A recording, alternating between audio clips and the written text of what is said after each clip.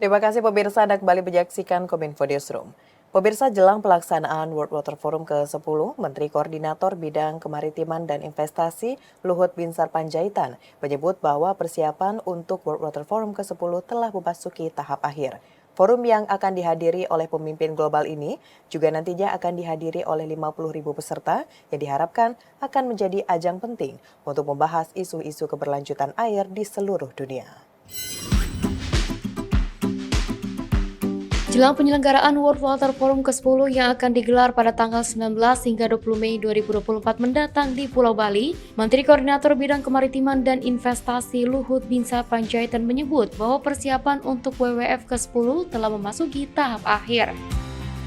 Menko Luhut mengatakan bahwa forum tersebut merupakan pertemuan penting bagi para pemimpin global dan ahli air yang diharapkan akan menjadi ajang yang produktif untuk membahas isu-isu keberlanjutan air di seluruh dunia dengan melibatkan 14 kepala negara yang akan dihadiri oleh 50.000 peserta.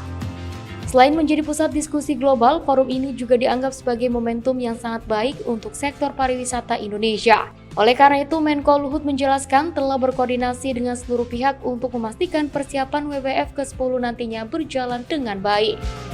Persiapannya sudah final, ada 10 kepala negara, mungkin yang hadir ada berapa?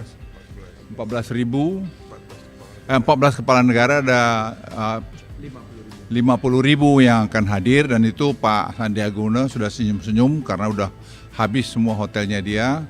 Jadi saya kira juga momen untuk para wisata bagus sekali, dan tadi Pak Gubernur juga sudah menyatakan kesiapan, dan TNI, Polri juga sudah siap untuk melakukan pengamanan di sana.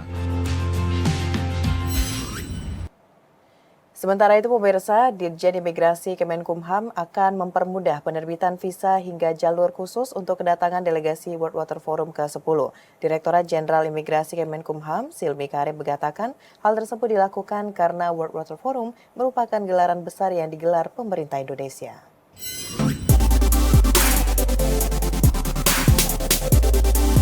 Indonesia pada 18 hingga 25 Mei akan kembali menjadi tuan rumah gelaran internasional World Water Forum ke-10.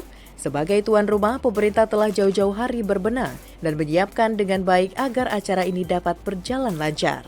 Salah satu bentuk pelayanan yang diberikan pemerintah melalui Ditjen Imigrasi Kemenkumham adalah kemudahan visa bagi para delegasi World Water Forum dan jalur khusus sambut tamu VVIP World Water Forum ke-10. Dirjen Imigrasi Kemenkumham, Silmi Karim, akan memudahkan para delegasi yang telah memiliki visa bisnis kunjungan, visa tugas pemerintahan, ataupun visa on arrival bagi delegasi yang belum memiliki visa. Senada dengan Silmi Karim, Kepala Kantor Imigrasi Bandara Ngurah Rai Suhendra juga menyiapkan Bandar Udara Internasional I Gusti Ngurah Rai sambut kedatangan delegasi dan tamu VIP dari berbagai negara. Kantor Imigrasi Bali telah memisahkan jalur kedatangan delegasi dengan tamu reguler di area imigrasi, termasuk ruangan khusus pemeriksaan delegasi, tamu VIP, dan VVIP. Beralih ke informasi lainnya, pemirsa, Direktorat Jenderal Bea dan Cukai mengembalikan alat pembelajaran siswa tunanetra untuk SLBA Pembina Tingkat Nasional Jakarta. Barang tersebut ditahan sejak 18 Desember 2022. Kepala Kantor Pelayanan Utama Bea Cukai Soekarno-Hatta, Gatot Sugeng Wibowo, menyerahkan langsung alat pembelajaran siswa tunanetra tersebut yang sempat tertahan. Direktorat Jenderal Bea Cukai juga membebaskan biaya masuk keyboard braille tersebut.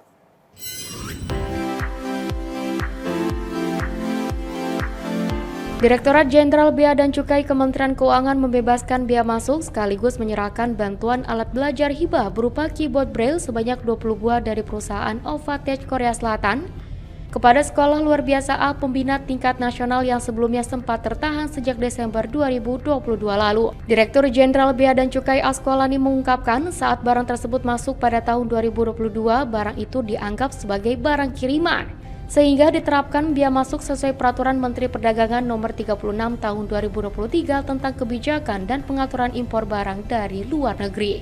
Askolani menjelaskan pada saat barang tersebut tiba, pihak pengirim dari Korea Selatan tidak menginformasikan status barang tersebut sebagai barang hibah, yang mana akan mendapatkan kekhususan pembebasan bea masuk, sehingga barang tersebut dikenai tarif kepabeanan yang harus dibayar oleh importir.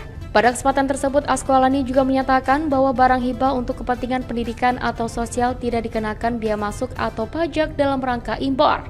Pembebasan bea masuk itu merujuk pada Peraturan Menteri Keuangan Nomor 200/PMK 04/2019 tentang pembebasan bea masuk dan cukai atas impor barang untuk keperluan penelitian dan pengembangan ilmu pengetahuan. Hingga kemudian kami kasih tahu SLB, kami kasih tahu DHL, untuk kemudian dia komunikasi sama importir bahwa ini tidak. Jadi kalau kita nggak dikasih tahu sebelumnya, kita nggak ngerti bahwa barang ini hibah. Pemirsa, salah satu festival literasi internasional terbesar di tanah air bertajuk The Second International Minangkabau Literary Festival siap digelar di 3 kabupaten kota di Provinsi Sumatera Barat, yakni Padang, Padang Panjang, dan Batu Sangkar pada 8 hingga 12 Mei 2024. Kementerian Pariwisata dan Ekonomi Kreatif atau Badan Pariwisata dan Ekonomi Kreatif mendukung penyelenggaraan Festival Pesona Minangkabau bertajuk The Second International Minangkabau Literasi Festival di Provinsi Sumatera Barat, yakni Padang, Padang Panjang, dan Batu Sangkar pada tanggal 8 hingga 12 Mei 2024. Festival Minangkabau merupakan event pesona wisata dan budaya Minangkabau terbesar di Sumatera Barat. Festival ini digelar dalam rangka melestarikan nilai-nilai budaya Minangkabau dan mempromosikan pesona wisata di tanah datar. Ketua Pelaksana kegiatan The Second International Minangkabau Literasi Festival, Sastri Bakri, mengatakan, untuk menyukseskan kegiatan ini, Satu Pena berkolaborasi dengan Yayasan Sumber Talenta Indonesia, Persatuan Pemusik Nasional Malaysia, serta didukung oleh Dinas Pendidikan Sumatera Barat. Lebih lanjut, Sastri menyampaikan hingga kini sudah sebanyak 200 peserta dari 17 negara yang terkonfirmasi terlibat di dalam festival ini. Mulai dari Rusia, Kamboja, Vietnam, Thailand, Malaysia, Brunei, maupun Indonesia. Adapun sederet agenda yang meramaikan festival literasi tersebut diantaranya seminar, membaca puisi, seni pertunjukan, literasi mengenai tour and culture exploration, peluncuran buku, bazar kuliner, hingga pameran foto dan lukisan.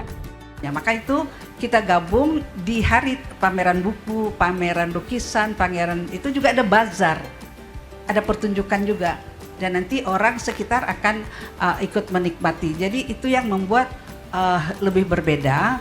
Kita tidak hanya bicara literasi sekedar membaca dan menulis, tapi lebih jauh daripada itu. Literasi temanya kan cultural literacy for peace and prosperity.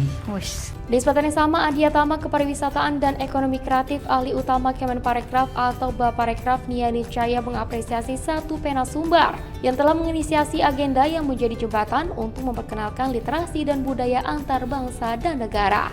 Jadi sekali lagi saya ucapkan selamat, semoga sukses, semoga langkah yang dilakukan Ibu yang sangat kreatif ini memberikan dampak yang luar biasa bagi seluruh stakeholders, tentunya juga untuk PAD Pemda, kalau Pemda pasti itu ujungnya, dan tentunya untuk Indonesia secara keseluruhan. Pemirsa, usai jeda pariwara, kami akan kembali dengan informasi lainnya, tetaplah bersama Kominfo Newsroom.